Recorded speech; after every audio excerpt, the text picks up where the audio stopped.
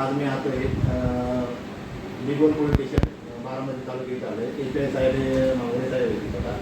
आपल्याला यांच्याकडून एक सहकार्याची अपेक्षा आहे. जेणेकरून साहेबांनी त्या तालुक्यामध्ये ज्या आपण कामानिमित्त जात असताना शाळेच्या वतीने रोड जे पोरं विनाकाराने थांबत असतात टोकापाणी त्याच्याकडून काय होतं मुलींची छेडछाड पाण्यालाही होती.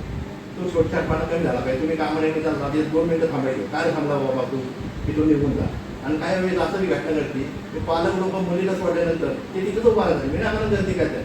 त्या गोष्टी त्यांना थोडं तुम्ही दापास आहे. जेणेकरून काय करू तुमचा दाप हे आपल्याला महत्त्वाचं आहे. तुम्ही आहे म्हणून त्यांना वेळ आणि पोलिसांना काय वाटत अरे साहेब हे त्यांना एक भीड वाटत की आपल्या भागात कोणी आहे तर तुमच्याकडे तक्रार द्यायला एक बिनधास्त म्हणजे न घाबरता येऊन तक्रार देते.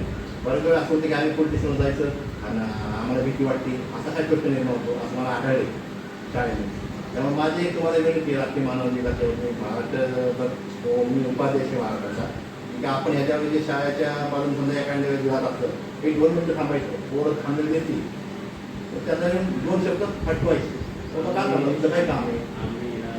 मी स्वतः प्रत्येक शाळेत जाऊन माझ्या स्टाफ सोबत राहून त्या ठिकाणी नाही तुम्ही काम करत हे नाही म्हणत मी उलट तुम्ही माझ्या ते लोक ज्या जे काम केलं ना राहुल साहेबांनी आणि तुम्ही ते एकदम बेस्ट काम केलं. आता उद्या जाती धर्माला आपल्याला ठाणा द्यायचा नाही. त्या पोळीच्या मनाने उद्या कुठलंही काम करायचं नाही.